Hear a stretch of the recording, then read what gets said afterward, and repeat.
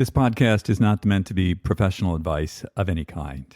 It is meant to be informative and entertaining. If you make any changes to your life, see the appropriate professional before you do so.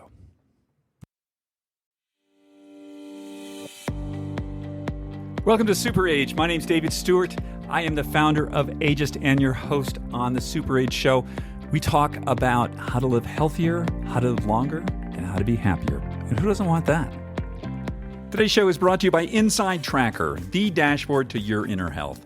Go to insidetracker.com/ageist. Save 20% on all their products. Today's show is also brought to you by Element, LMNT. My favorite electrolyte mix. It's what I put in my water in the morning, and it's what I put in my water at the gym. Go to drinkelement.com/ageist and receive a free 8-serving sample pack with any purchase.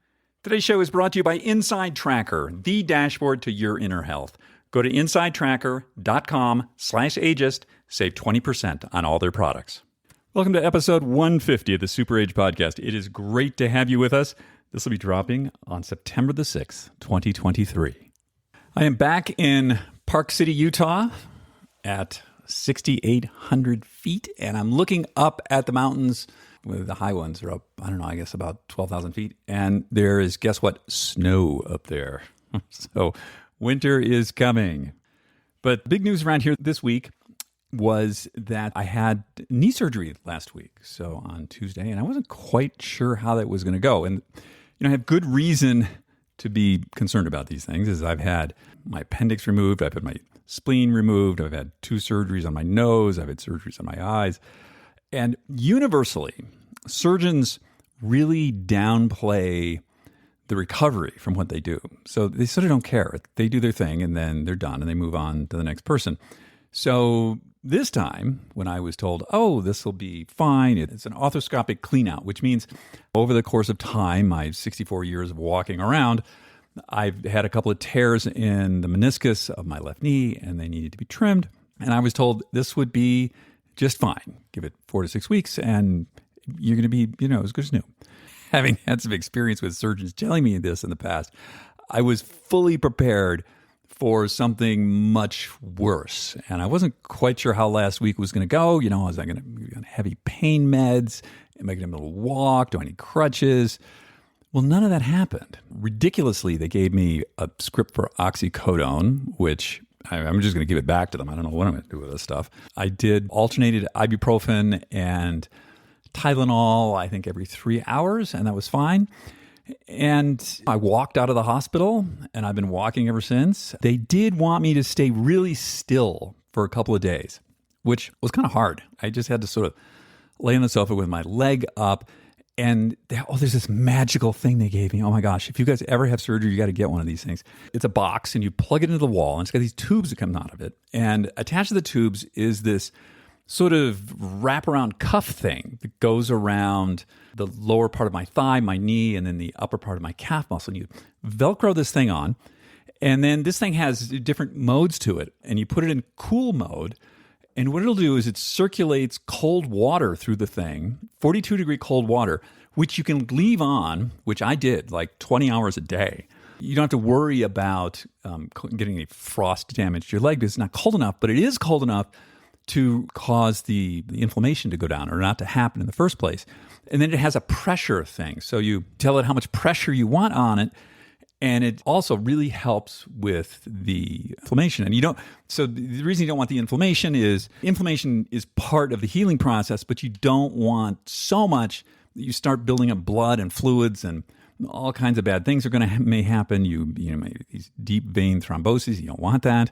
You don't want scar tissue. So you want to keep this on. So the cooling thing they had me do for 4 days. And then the pressure thing I learned, don't do that at night. You won't sleep because this thing, it goes sort of on, off, and it's just, you're not getting any sleep.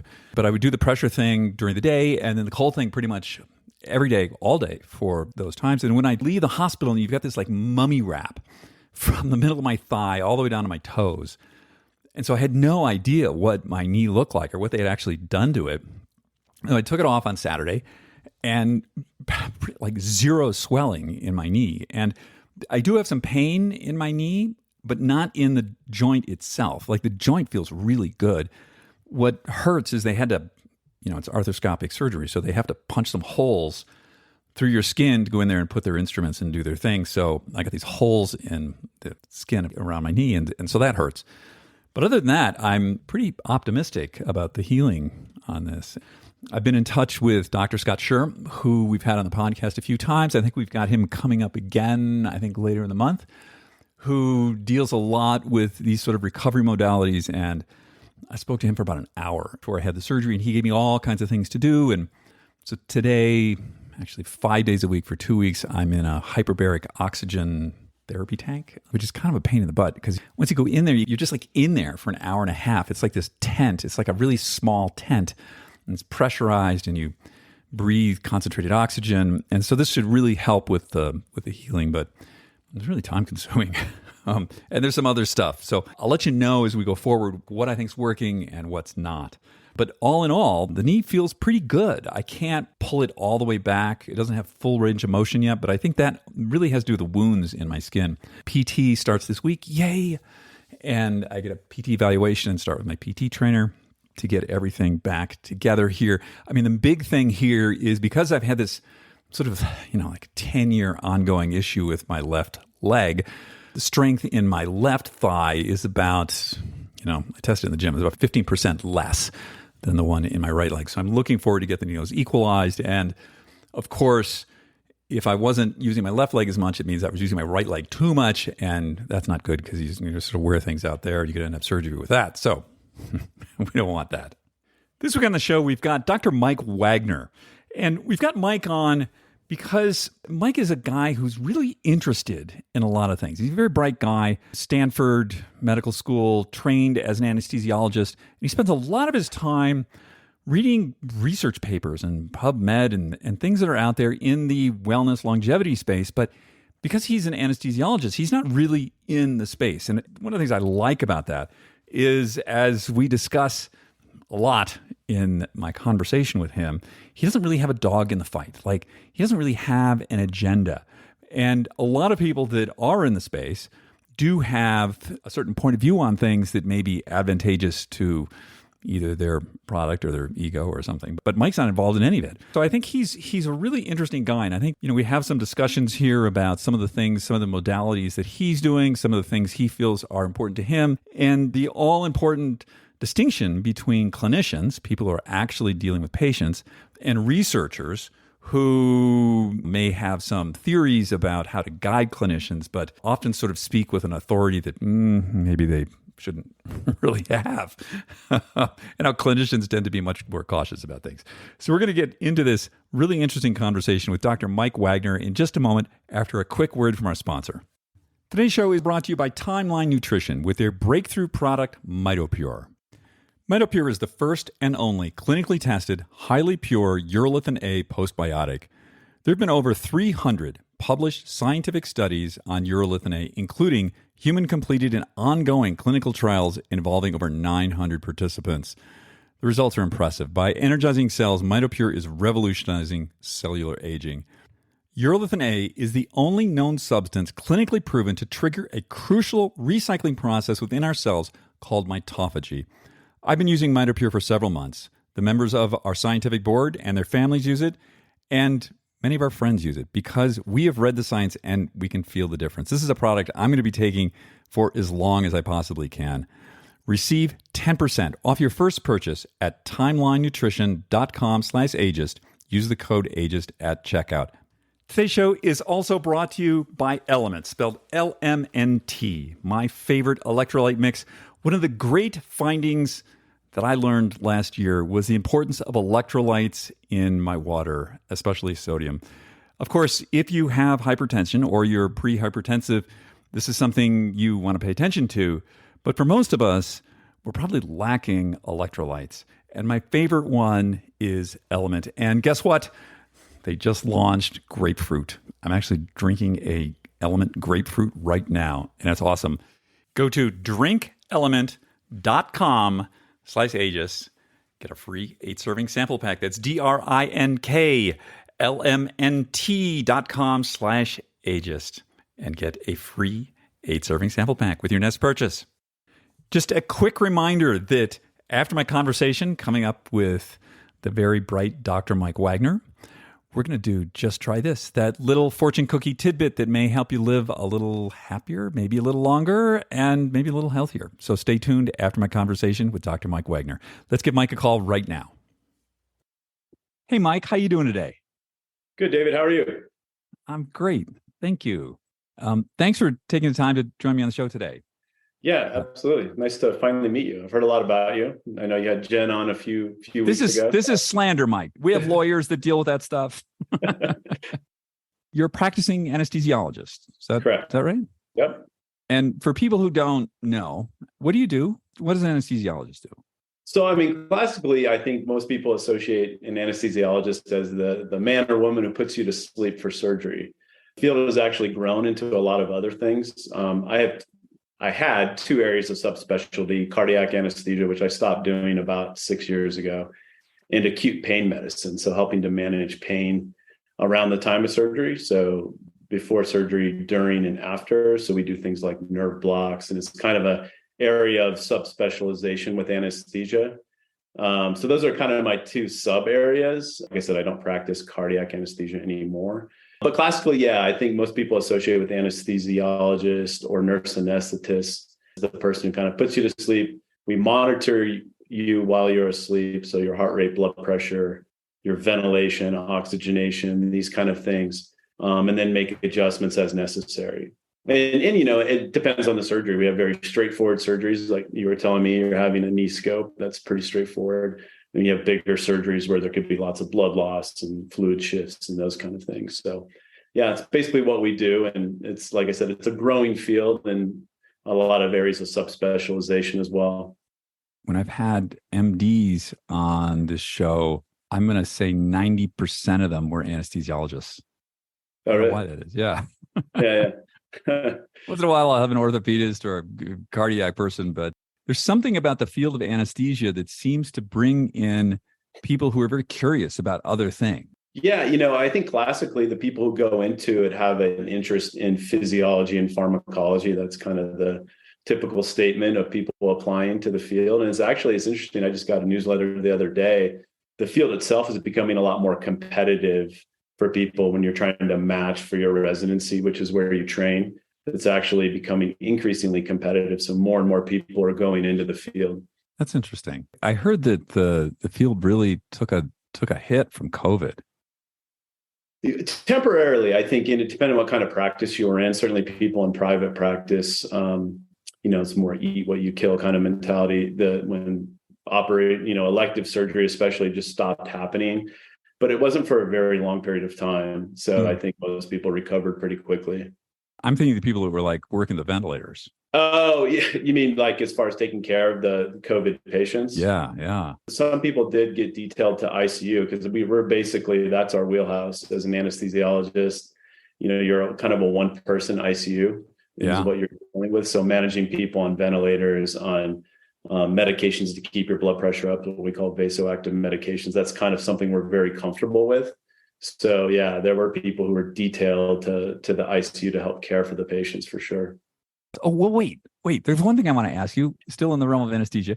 So I'm getting my knee done. So that's general anesthesia. So I get knocked out. Sure. If I were to request a drug to knock me out, what do I want? Well, most people get a standard cocktail. You don't actually have to have general anesthesia. Some people, you could do spinal anesthesia. Most people don't do that at an outpatient center, though. But, the classic, most people get Versed, so, known as midazolam. So it's like a Valium, but IV. That kind of just takes the edge off, and most people don't remember anything. And then the classic kind of induction routine with medication is then fentanyl. So most people use fentanyl all the time. That kind of just helps get you a little deeper, and then propofol. And then you're kind of off to sleep. You'll probably get what's called an LMA. So they probably won't even end up putting a breathing tube in you. And you just kind of breathe on your own. But propofol is a great drug. I mean, people love that. You feel great when you wake up from propofol. So I think, the drugs you'll get for that are all pretty good. I don't think you'd have to worry too much. I mean, I think propofol, that was the Michael Jackson drug, right? Yeah. And it's funny, we use it, everybody, and pretty much every single case gets propofol. So it's a great drug. It's fast on, fast off, and people feel good on it. It's generally kind of a euphoric feeling drug when people get it. Ooh, I like euphoria. Yeah, no. And it's interesting because now I think we're a lot more involved in out of OR procedures. So like people having colonoscopies and things like that. Yeah. The field has really expanded because more people want anesthesia involvement in that. And so we generally are the only people that are allowed to give propofol in a lot of hospitals. And so it's a much more pleasant experience than just having sedation. Okay. Well, yeah. So I think you'll be fine. I mean, if you want to remember what fentanyl feels like, you could ask not to get Versed, but I think you'll be in good hands. Okay, good. I've only been under, I don't know, maybe 4 or 5 times. And whenever they're about to like put me under, I always ask them, what am I getting? They tell me. And of course, by the time I wake up, I don't remember any of it. Right. Yeah. Right. Most people don't. Like I said, if you get the Versed beforehand, you probably won't even remember going. You think you will, but you won't remember even going back to the operating room. Right. Wow. Yeah. You have an interest, as a lot of us do, in maybe living longer, but living healthier longer. Sure. I want to ask you a little bit about some of the things that you're looking at that perhaps you're using on yourself or that you find promising, or what you're seeing out there. Because one of the things I like about you, Mike, is I think, as I said earlier, like you don't have a dog in the fight. And a lot of the people that I have on the show, I mean, God bless them, they're all really great at what they do, but they tend to either from a clinical or an academic point of view, they have a thing and you don't have a thing. So I'm really curious what you're seeing out there. What's exciting to you? Yeah, I think, the field has really grown. And I think fortunately and unfortunately with social media and the ubiquity of all this information, it gets more and more confusing, right? Because like you said, you have people who kind of have a dog in the fight and they strongly believe in this diet or this supplement, and it's hard to keep track of everything. And there's not a lot of evidence, unfortunately, for, when it comes to health span and longevity, we're probably never going to have great randomized placebo-controlled studies because it's simply nobody's going to pay for that, and they take way too long to start people in 50 and then follow them for 40 or 50 years to see who lives longer. That would be hard. So I kind of as far as what are the things that are likely to kill you when you get older, really, right? And so I look at heart disease as being a big one. So we were talking about earlier, I'm on a statin, and I think it's interesting to me that in the general population, there's so many people I meet who are so hesitant to start a statin, even though the evidence has been out for decades and the benefit is so strong. Like I said earlier, you can only get so far with diet and exercise. And the reality is, if you can drive your LDL, or a better marker would be an ApoB, down below 70, your likelihood of getting heart disease is pushed back decades. And so there's great evidence for that. So I started a statin when I was 35. I'm 49 now, just because I had a strong family history of heart disease. And that was most likely going to be the thing that would kill me in later in life. And then, Peter Attia talks a lot about this, heart disease, neurodegenerative, and cancer are the big three, right? That are likely going to cause harm later in life. So, I try to look at where's there good evidence for other things. I think, unfortunately, there's a slew of supplements out there, and it's hard to parse what to take. So I try to look at where's there good evidence of little harm and strong benefit. So I take, things like vitamin D supplement. I take a coenzyme Q10 simply because I'm on a statin, and there's evidence that can be depleted with statin. And outside of that, I don't take a whole lot, believe it or not. I think, I go back to what are the major players here? What's going to, get you 90% of the way there? And that's exercise. The best drug you have is exercise. And so I try to stay fit with both aerobic and strength resistance training, because I think both are important. As you get older, one of the major causes of death is falling, certainly over the age of 65. So maintaining strength, balance, doing activities like Nordic skiing, alpine skiing, mountain biking, these kind of things Um, I think diet, once again, diet is probably the biggest area of confusion amongst people, simply because there is, you have people who swear, they watch Game Changers and they say, you have to be vegan, right? And that's not strong evidence for being vegan. That's not even really evidence. There's people who are paleo, gluten-free, all the no dairy, all this kind of stuff. So, I look at it and say, I'm not on a special diet. I try to stay away from processed foods that are, high sugar content, these kind of things. I don't eliminate anything. I think that's just too hard. You got to live your life. And so exercise, diet, sleep, good quality sleep. There's a lot of like Matt Walker out there and people like that who talk about how you can create a good environment for sleep. And then, like I said, I take a few supplements, and that's really it. So I try to take a practical approach and still want to enjoy my life. I still like to go drink beer and play golf. And so, I'm still going to do that a couple times a month. And even though I know it's probably not the best for my health, it's sometimes needed. I want to back up to the statin thing. Yeah. Because this is something I find really puzzling, that, we mentioned Ozempic earlier.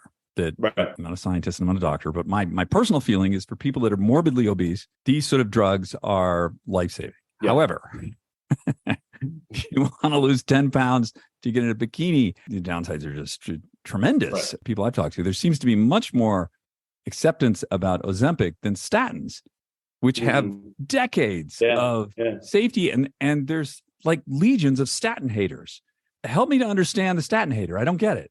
Yeah, I think this goes back to what I was saying earlier, where when you have, this plethora of information out there and all these people on Twitter and Instagram, you're going to get people who, that's how they sell books, right? And they back themselves into this corner of statins are bad, and they come up with, all these reasons why that really don't pan out. And so I try to look at, I look at people like Tom Dayspring or somebody like that, who's a lipidologist and has really good evidence, doesn't have necessarily a dog in a fight. He's not making money, and nobody's making money off statins. And so, with, drugs like Ozempic, the problems like we were talking about earlier, even in the anesthesia world, this is a drug where it puts you at a little higher risk because you don't empty your stomach. And so people can come in and say, I haven't eaten in 14 hours and still have a fair amount of food in their stomach. And if that goes up into the lungs, what we call aspiration, that can kill you. So you look at the side effects of Ozempic, people feel nauseated, they feel distended, diarrhea, all these kinds. It sounds awful. But once again, like you said, I think for people who are morbidly obese and they just have not been able to lose weight, I think it's a reasonable thing. For the people who want to lose 5 or 10 pounds, and I know plenty of people or heard of plenty of people who are doing this and going on that drug. Whereas with statins, you just have decades of evidence of it working really well to drive your LDL down, and that's going to be the main cause of atherosclerosis. It puzzles me as well. Similar to the diet stuff, you sort of enter the religious, where one needs to suspend belief in facts and just like, okay, whatever you think. Right. Yeah. And if you look at it, you can look at meta-analysis of, hundreds of different randomized placebo-controlled, really well done studies.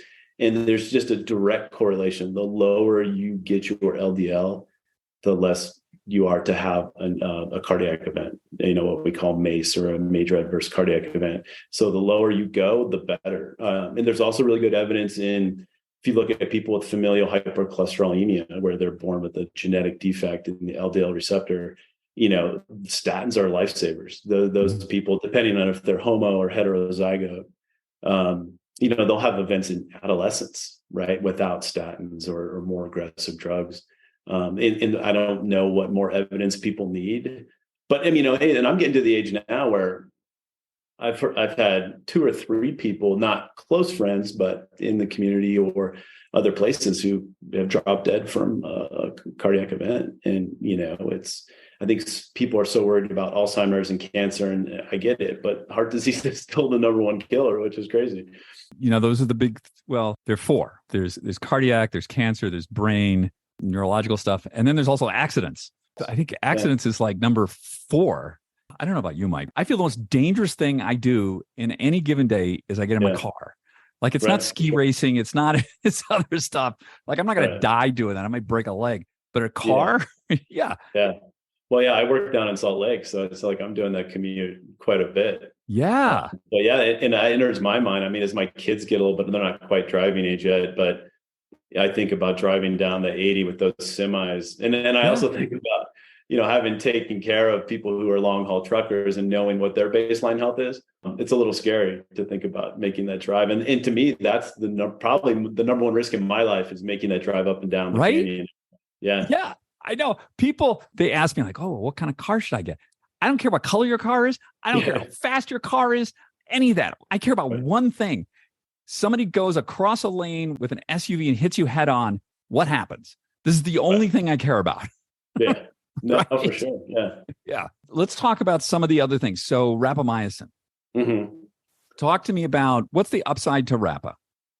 Yeah. So it's something I actually started taking and I felt weird about it, right? Because I felt like I was going down this rabbit hole of like, what am I doing here? But the more I read, and I'm not, as you can tell, I don't take a ton of supplements. I think that's a field where, once again, you have to find what works for you. I tend to be somebody where I take something and I don't feel a difference, and you read about people taking this, maybe some of it's placebo effect, I don't know, where they take a certain supplement and it's like, oh, I slept so better. I have so much more energy, or I think more clearly. None of that's really worked for me.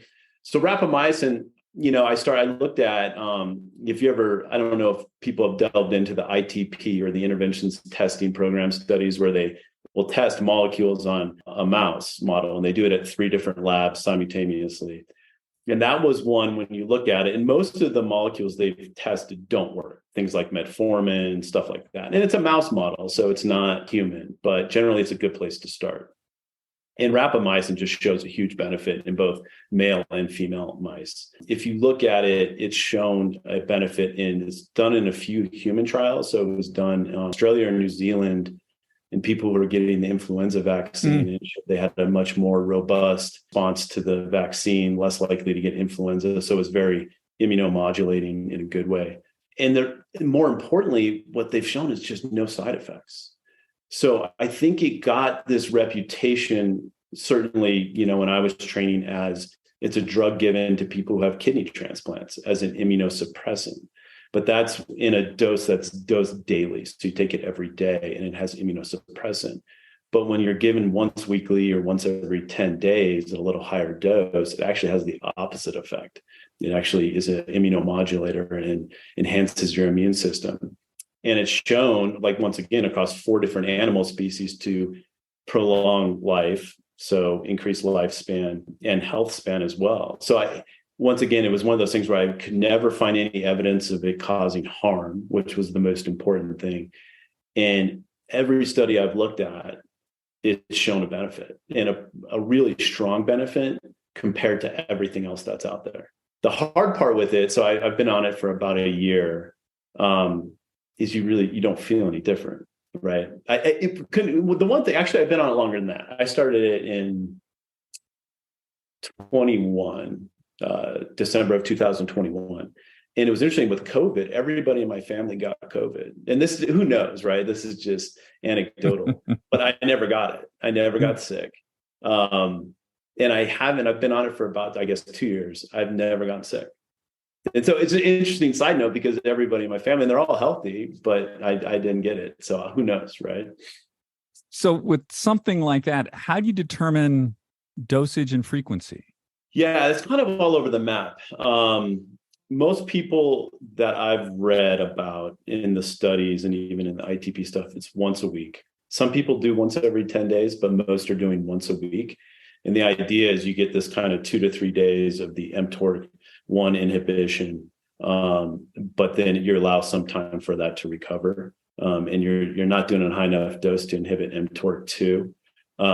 And so I do 6 milligrams. And that seems to be about, once again, I've read a lot of different studies. People are anywhere from 5 to 8 to 10, somewhere around there. And so I kind of settled somewhere in the middle.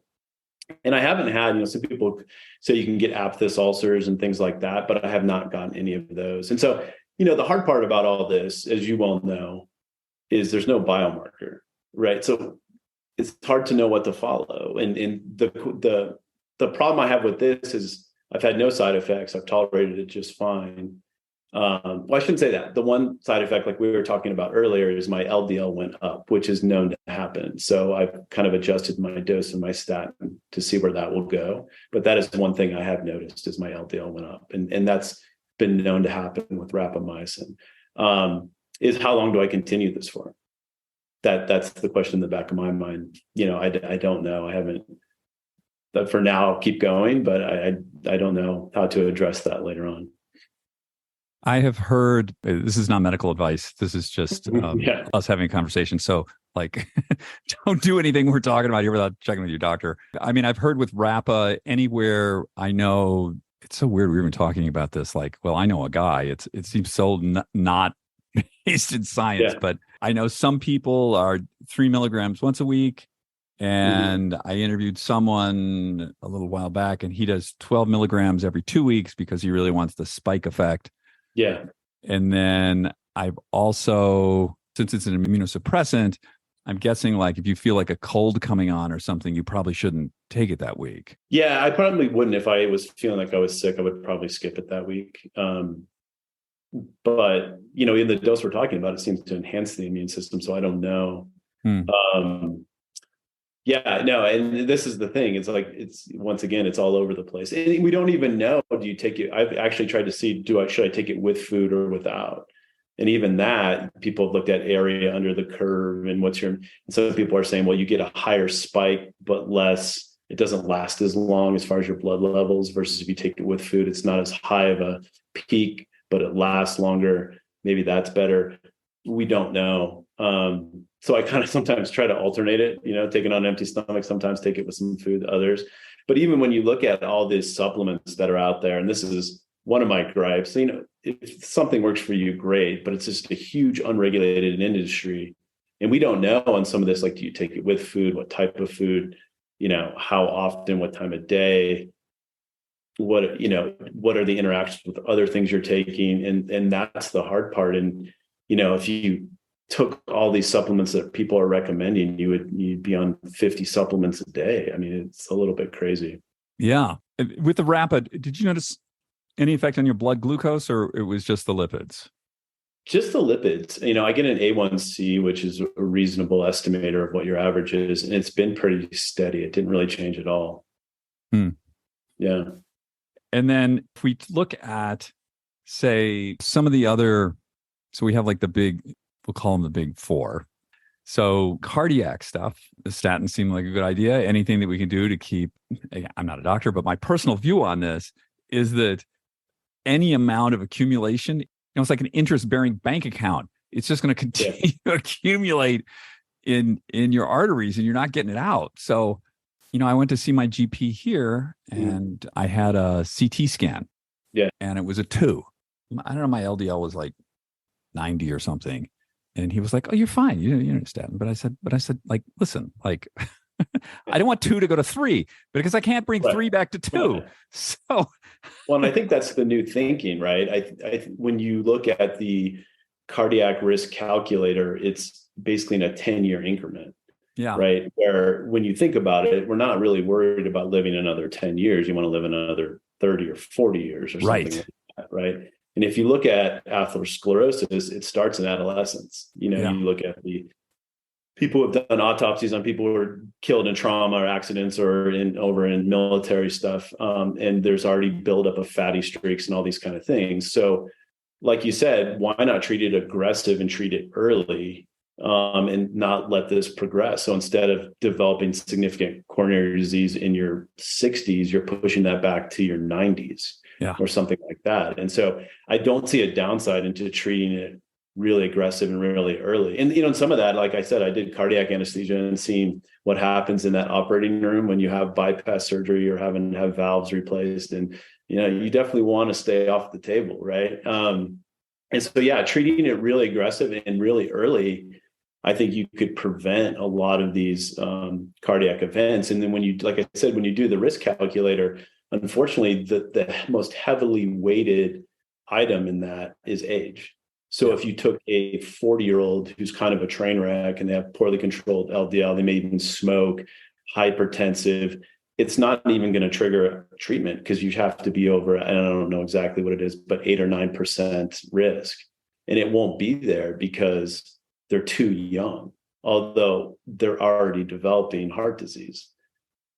That's crazy to me. I just I don't understand that. And I think that mode of thinking is changing, but things are changed slowly, right? And same thing, I have a great internist, but it's just, some of it is there's not a lot of emphasis in primary care in this country.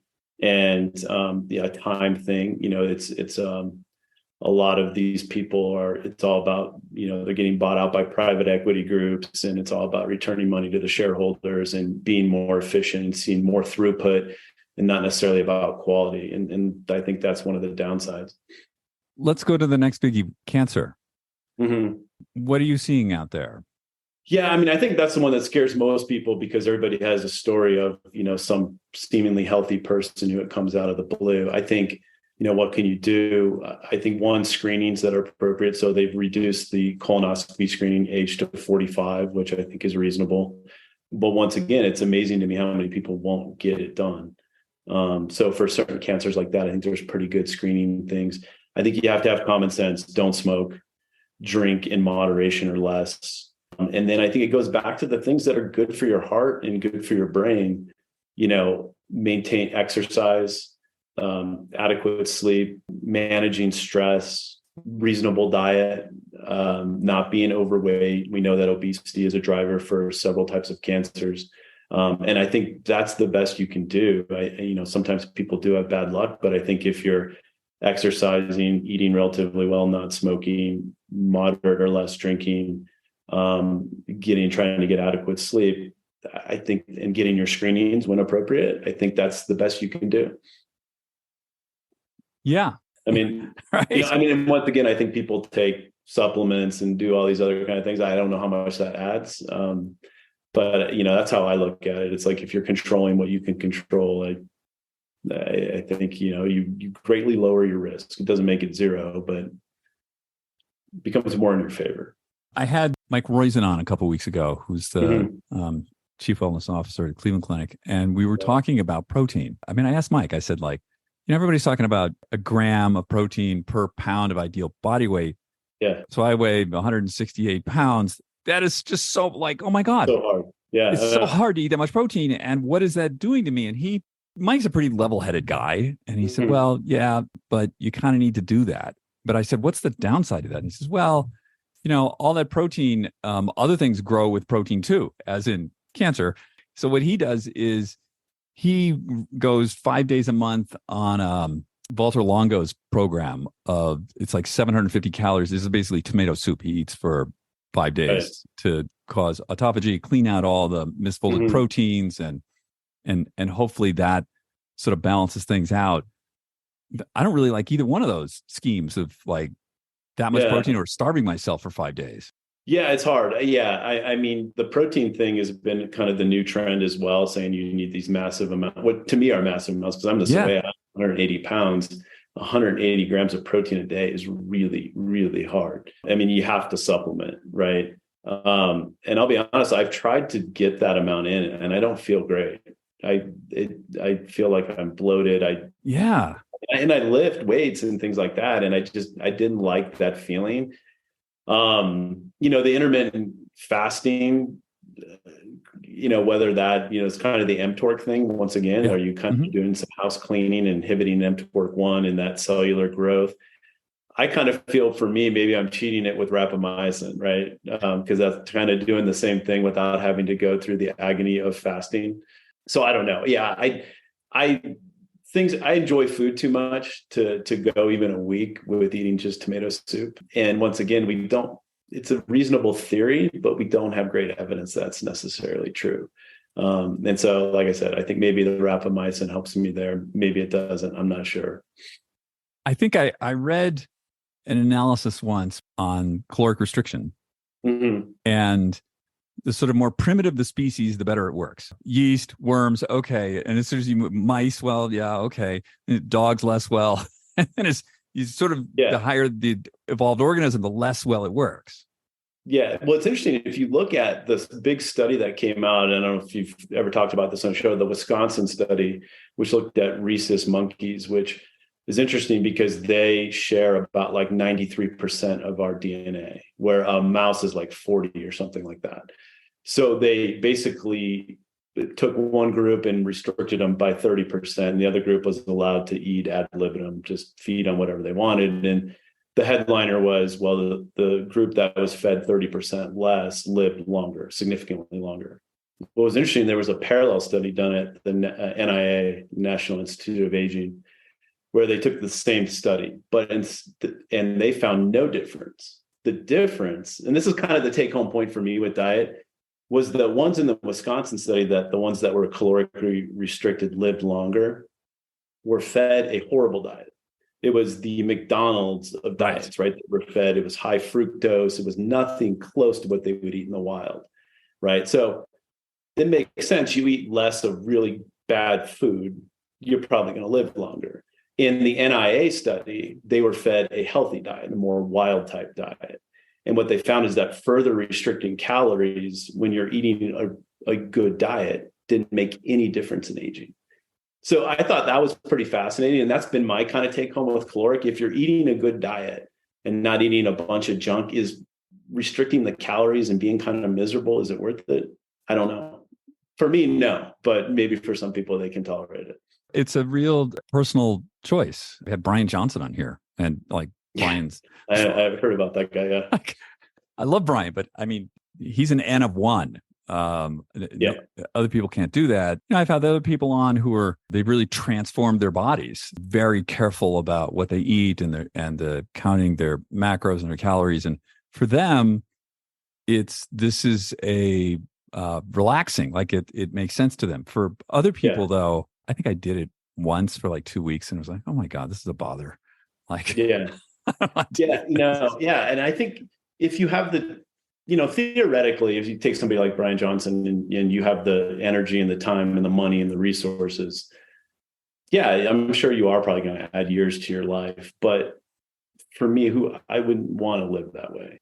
It just wouldn't be worth it to me. And I think you have to be able to live what you enjoy now and live for the now a little bit too. And we all want to age gracefully for sure and have as prolong our health span as best as possible. But I think you have to be reasonable about it as well. I mean, the experiments like that are fascinating to me, but there's just no way. Yeah, I like where he's coming from. I like his point of view. I like why he's doing this. I like what he's trying to teach us. And I'm glad he's doing it because I don't want to do it. Yeah. But it's one of those things too, that you can do all these things. And like you said, you get hit by a bus tomorrow. Right. You're driving down. There's some things that are uncontrollable. It doesn't mean you want to just say, screw it, I'm going to eat McDonald's every day and see what happens. But at the same time, I think it has to be that balance. Sometimes there's things unpredictable. You can do everything right and still get cancer. You can still get hit by a car or something like that.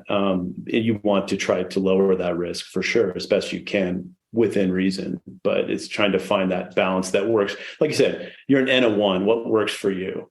Mm-hmm. And that's in everything. There's people who go out and exercise and their idea of fun is, running ultra marathons, which you could argue is probably not great for the lifespan. But, that's not me. I can go out and run.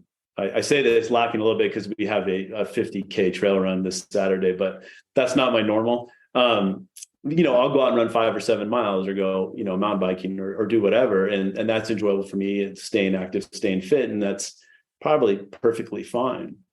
For other people, it might be a brisk walk or whatever, but I think you have to do what works for you. Yeah, I think that's right. My feeling on this, Mike, is you sort of need to meet people where they're at, understanding that, I'm pretty regimented in my fitness exercise thing. I like metrics. I do like an hour, 2 hours a day. I have this sort of thing that I do, but I really love it. Like I just get tremendous enjoyment out of maximizing what my body can do. But that's me. And I think for a lot of other people, it's like, okay, maybe just try and walk a little further today. Yeah, and See what that's I like. think you have to see what fits in your schedule. I know, like I get up most mornings I'm working, it's really early. So you read these people like Andrew Huberman who have really taken off, who has a lot of protocols, and people love that, right? They really love being in these protocols, tell me exactly what to do, when to Right. do it, much. That's for me doesn't work very well. But getting up and like getting early morning sunlight. I leave for work at 6 a.m. So starting basically in a couple of weeks, that's not possible, right? And then I'm inside where it's fluorescent and sunny every day, right? That doesn't work for me. So I think you have to find, especially people might be out there working 12, 14-hour days, and the being able to meditate and get early morning sunlight and lift and then take a nap, and it's just not possible, right? So you have to figure out what works for you and your schedule and your lifestyle. I want to bring something up here. I don't want to slam Huberman. He's a smart guy. He's not a clinician, and he's a researcher. There's a huge difference between the two. So clinicians are people who actually see people and treat people with things and see what's happening. Yes. Researchers read research papers and theorize about what may happen and what could be recommended. Like Matthew Walker, great book, Why We Sleep. Love that book. Matthew's a researcher. He's not somebody that you go to with a sleep disorder. Right. Our friend Wendy Troxel is. You have a sleep problem, you go see Wendy, she's going to help you out. Or Michael Bruce, people like that. They're very different. Yeah, no, in things in theory are totally different in practice. In the translation of those, a lot of things that you think are really promising or should work on a physiological mechanism don't pan out at all. And so it's totally different taking care of people in real life versus in a study, or even some of these studies are really small.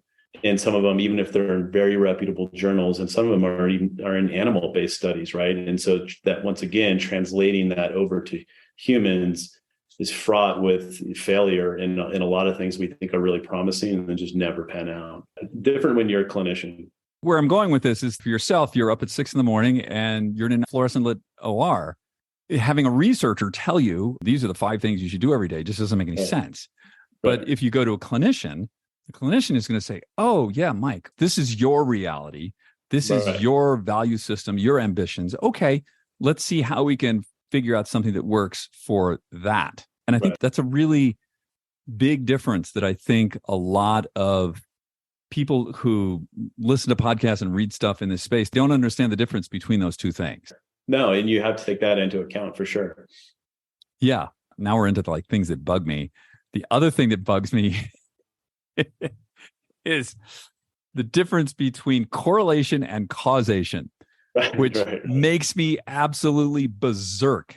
Like the Blue Zone stuff. We're not talking about causation here. We're just talking about observed correlation. I don't want to pick on that, but there's like a ton of that stuff.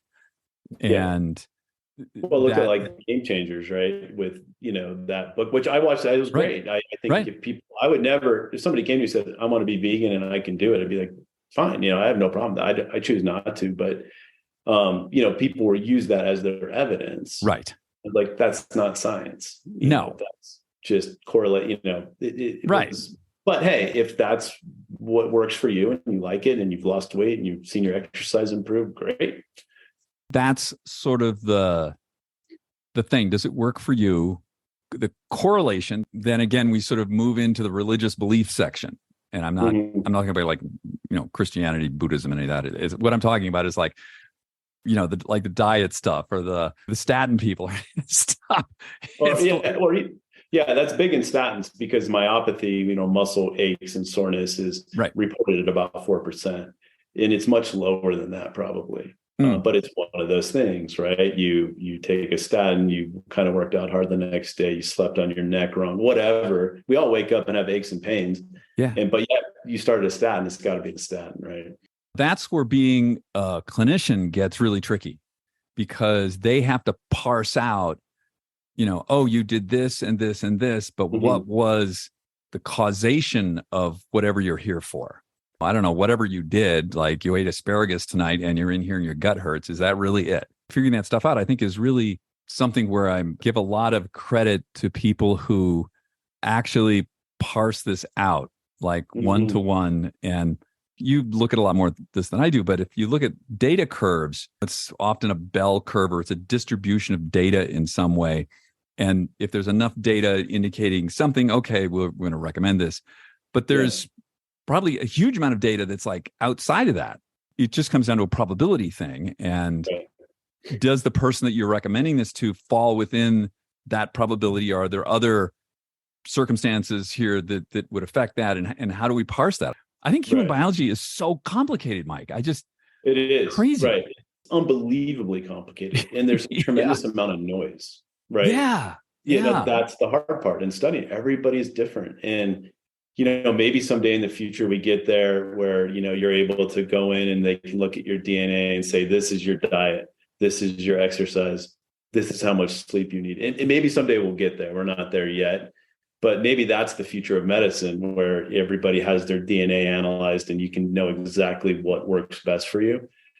But, right now there's a lot of noise. I mean, you can see that in, this is such a controversial subject, but when you look at COVID and vaccines, I mean, talk about correlation and causation. I mean, people get vaccines, they have a heart attack, right?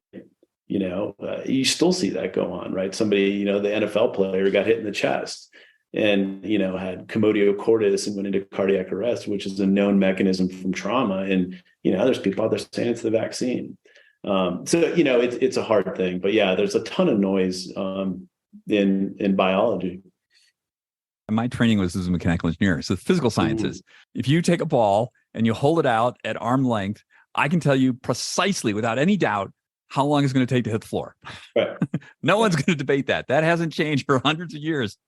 But like when you get into biology, especially human biology, it's just changing. Even in the field of anesthesia, I see it every day, right? So people come in, and once again, it's the theoretical to the practical. What is the practice of anesthesia like in real life? And it's different than what you learn in the textbook. I was very integral in teaching residents for the first 9-10 years of my career.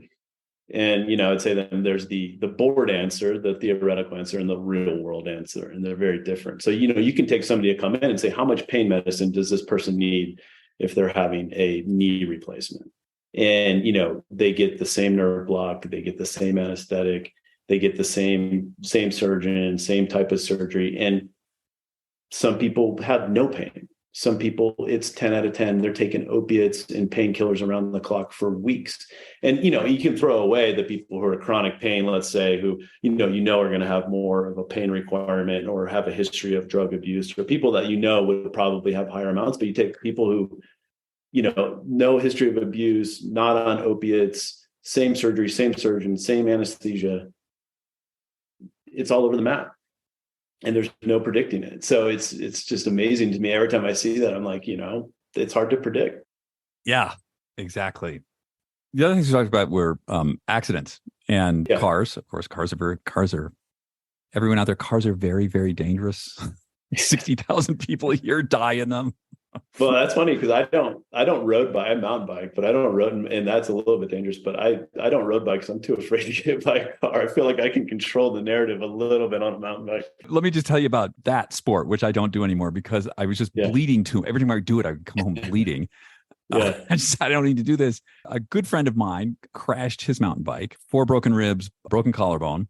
What they were telling us at the hospital here in Park City is that they have more mountain bike injuries in the summer than they do ski injuries. But the amount of people mountain biking is, it's like 10% of the amount of people that ski. Sure. We were at dinner and the guy's wife was like, you realize you've had 2 major accidents in the last 2 years and you've gone out maybe 30 times.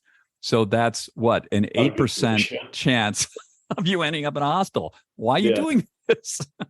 Well, it's funny because I don't do as much. I do probably the least amount of that. I do a little bit, but I ski a lot more than I mountain bike. And I tell my wife that all the time. I'm like, I feel when I ski, I'm in control. I can handle about anything. When I'm coming down on the mountain, I like the mountain biking for the climbing, for the fitness, but coming down, I feel like I don't know what's going to happen. Right. So I don't do it as much, but it definitely seems to be the riskiest thing I do. Like I ski race, I ski fast, but like if I fall down, I'm falling on a surface that's soft-ish versus a rock. Yeah, and it's somewhat uniform, right? It's exactly. Yeah. Back to the accident thing. Falling is like no good. So we know that what we want to prevent falling is a few things. So we want to have good fast twitch muscles so that if we think we're about to fall, we can protect a leg or whatever, hand out there to stop it. And then most importantly, balance and proprioception so that we know where we are in space. 6 months ago, my PT had me stand on one leg and close my eyes. I think that was like 3 seconds. I can now do 20. Are you doing things? I think this is particularly something like after 60. Like I didn't notice this when I was in my 50s, but are you doing anything about that? I don't do anything planned. I kind of feel it's probably a good idea for sure. I don't have any sort of, balance type exercises I do. I kind of feel that, and it's probably maybe not true. I don't know if there's any evidence, but by skiing and biking and doing all these other kind of things, there's not. I can. There's tell a you lot much. of balance and there's a lot of balance and coordination in that, right? You kind of take it for granted, living here where a lot of people can ski really well, but to be able to go down the mountain and maintain that balance and do those things, I think probably is a good thing going forward that a lot of people can't do or don't do. Right. You think about just running in a straight line, you're probably not getting that. But being on a bike or skiing, or even if it's Nordic skate skiing or something like that, there's a lot of balance and coordination in that. True. And so by doing that, I feel like maybe I'm checking that box. What I've noticed is that as I get older, most of my sense of where I am in space and how I'm moving is visual versus all the other senses I have in my body. And I was with somebody who was a extremely fit athlete, and she's about 70. She's sort of well known, and we were talking about balancing. She can balance on one leg with her eyes open like for an eternity, like closes eyes, boom, can't do it. And how this sort of thing, it's one of those things that we can I know because I've gone from like 3 seconds to 20 seconds. It's humiliating to train. I like picking up heavy things. It's really fun, but balance, there's something fun about balance training. Yeah. But it's so much faster because the brain knows, like once you like put in like sort of a new circuit there, the brain's like, oh, that's great. That works. We'll hold on to that versus muscle building, which takes just months. Yeah. And I think, as you said, like when you start getting into your 60s and stuff like that, I think you need some degree of strength, but you don't need to be the big bulky muscles for sure. Right. And developing those new neural connections as far as balance and coordination and those kind of things become, I think, of greater importance for sure. I think when you're still in your 40s, maybe in your 50s, you like having the bigger muscles, whatever, it looks good. But I think, I think that importance shifts as you get older, and even things like, I know I'm not going to be able to do the things I do now or as well as high of a level when I'm 70. But, once again, still staying active is so important, right? Just whether it's brisk walking or hiking or whatever it is that you like to do. And I think that's the important thing is what gives you enjoyment. If you're going out and doing something that you absolutely hate, you're just not going to stick with it. That's right. And it goes again to what works for whoever. Right. Maybe you really like dancing. I love dancing. Dancing's awesome. Yeah. And that's great because you get the balance and the strength and the coordination and all those kind of things. And, some people like, I have family members who live in Arizona and it's so hot, everybody's in a gym, and here we take it for granted because I'm rarely in a gym. I do some strength stuff in a gym or at home, but we're outside all the time year round. And that's not always possible in other places. Yeah, absolutely. What, as we wrap up here, Mike, what gives you the greatest hope out there? You spent a lot of time reading about all this stuff. What are you seeing out there that's hopeful? Yeah, I think just the general trend, right? I think this stuff, being able to read about this stuff or get information about this 20 years ago, 15, maybe even 10 years ago, was almost impossible, right? Nobody was talking about this. All of the, how do we age more gracefully? How do we maximize our health span? So I think that as we get continued research and more great scientists and physicians are taking up interest in this field, I think we're going to get some better answers to some of these questions. Like I said, maybe we get a biomarker someday that's, accurate and suggesting what you're doing really is, because you read about this stuff about chronological age and biological age and how accurate is that? I don't know. I don't buy into any of that. So I think it's just the general trend that more and more people are taking an interest in this and talking about it. And I think that as long as you can weed through some of the stuff that's not useful, I think it's only going to be a benefit, in not taking this kind of tertiary care approach, more of a primary care, and how do we prevent some of these things from happening. Would you consider moving into a parallel field, leaving the OR with anesthesia and moving into something like this? Yeah, I would. I have a great interest in this. I would, I don't know if I'm ready to make that move right now. But certainly I think in the next 4 to 5 years, I would like to transition out of clinical medicine a little bit. I still enjoy what I do, but given that opportunity, I think I would probably jump at it for sure. I guess the differences with anesthesiology is that you don't have a great patient relationship. It lasts for about 15 seconds and then they're unconscious. Yeah. And then your job is just keep them alive. That is true. It's a short interaction. I've kind of branched out and done more of this acute pain management where you establish a little bit more of a relationship. But two, I think, when you've been doing something for a while, I don't want to say you get bored, but it becomes pretty routine. And I find this field a lot more interesting right now and challenging because it's just, we weren't trained in any of this in medical school. None of this existed. And I think now it's starting to become more important and people are taking a lot greater interest in it. So yeah, if there was an opportunity in the future, I'd probably jump ship a little bit. I think there needs to be more people who are doing that, I guess is where I'm going with this. That there's the time, the resources, I think that's the hard part, right? And, once again, I think we're a system in this country that's very tertiary care based, where the money is really taking care of people who are sick and established disease. And if somehow you shift that focus where, you're able to make a living working with people who want to stave off disease, I think that would be a great place to practice. I think that's right. I think it's very hard to put this sort of a burden on an internist or your GP. It's sort of like apples and oranges. It's sort of a different thing. Mike, thanks so much. Yeah, absolutely. I appreciate having you on, and we'll be in touch. I'm a huge fan of your wife and what she's doing, Jen Wagner. Yeah, this is a whole talk about. She made the pivot. She's doing something totally different. So I'm proud of her, and it's been a big leap for her. Awesome. All right, have a good day out there. I hope you get some time on the bike. Yeah, sounds good. Take care, man. Bye-bye. We'll talk to you later. That was great. I'm really glad we were to have that conversation with Mike. I think it's really interesting to hear what somebody who's, clearly smart, Stanford educated medical professional has to say about some of the things that are going on out in the worlds of longevity and wellness and what they're doing and what we can learn from that. We're going to get with Just Try This in just a moment after a quick word from one of our sponsors. Today's show is also brought to you by Inside Tracker. Inside Tracker is the dashboard to your inner health. We talk about this a lot, about metrics, what matters, biomarkers. The thing is, you can't take actions on things that you don't know about, and what you don't know about can hurt you. I use Inside Tracker. I take their ultimate test 4 times a year. I look at their biomarkers. I see what's moving from quarter to quarter, so I can see if I've made changes in my program and my diet. Is there something that I need to adjust? And their food first, supplement second recommendations are great.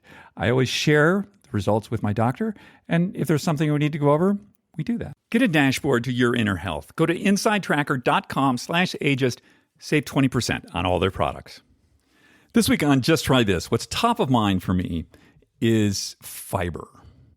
And I've been traveling a lot recently, and one of the things about traveling is it's hard to get enough fiber. It's airport food, not so much.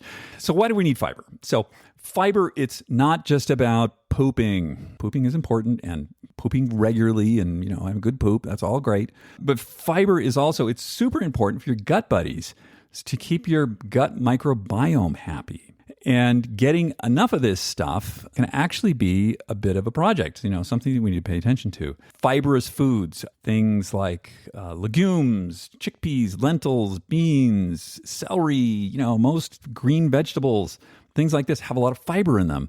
And that keeps your gut really happy. And a happy gut leads to happy brain. Or I can say, if you have an unhappy gut, you're going to have an unhappy brain.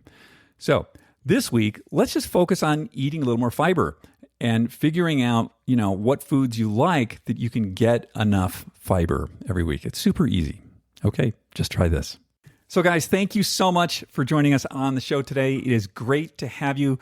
I love this village that we've built. I love the way you guys stay in touch with us. And I'm so appreciative of your time and attention every week. There's a lot of other things you could be doing right now, and you're listening to this, and that makes me really happy. If there's somebody else out there who you think could use this podcast, give them a shout and maybe ask them to subscribe. As always, and I know it can be somewhat difficult to do, but you guys can do it. And that is, you can leave us a comment. You can leave us a review, up to a 5-star review, I hope. And I know, depending on where you're listening to this podcast, if you're listening on iTunes or Google or Stitcher, you might have to poke around for a couple minutes to figure out where to do that and how to do that. But hey, we can do it. We're clever people. And we would really appreciate that. So that'd be great. Hey, next week we're going to be talking about skin and the latest in technology around skincare, skin rejuvenation. We have our favorite dermatologist, Dr. Kelly, coming on. So until then, everyone have a wonderful week, and we'll see you then. Take care now.